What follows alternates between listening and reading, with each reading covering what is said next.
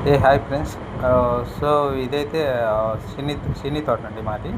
So ఇక్కడ water పెట్టినప్పుడు ఇప్పుడు సమ్మరే, బట్ వాటర్ పెట్టినప్పుడు వాటర్ కొంచెం బయటకొచ్చి అలా ఉండడం వల్ల సో ఆ పాదుల చుట్టూ కానీ పక్కల కానీ ఇట్లా గడ్డి మొలిచిందండి.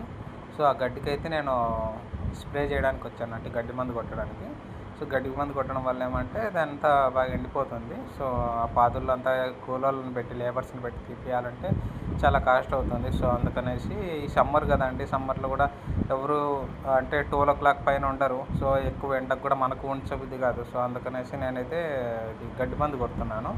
సో కరెంట్ పంప్ తీసుకొని వచ్చి స్ప్రే చేస్తున్నాను ఇక్కడ.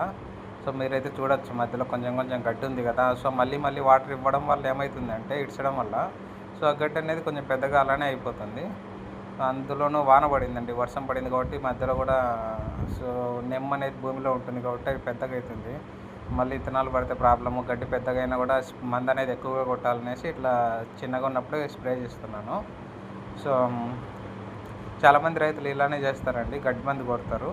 సో అంటే లేబర్స్ని పిలుచుకోవచ్చి కలుపు తీపిచ్చే దానికంటే ఇలానే బెటర్ అనుకుంటారు. ఎందుకంటే మన పని మనం చేసుకున్నట్టు ఉంటుంది.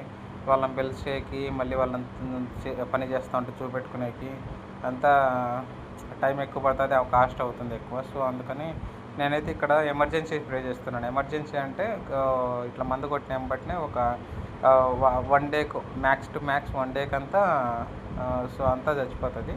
సో గడ్డి అనేది ఏమి ఉండదండి, ఆల్మోస్ట్ 90% వెళ్ళిపోతుంది. సో రిమైనింగ్ 10% కూడా ఏంటంటే మొండి మొక్క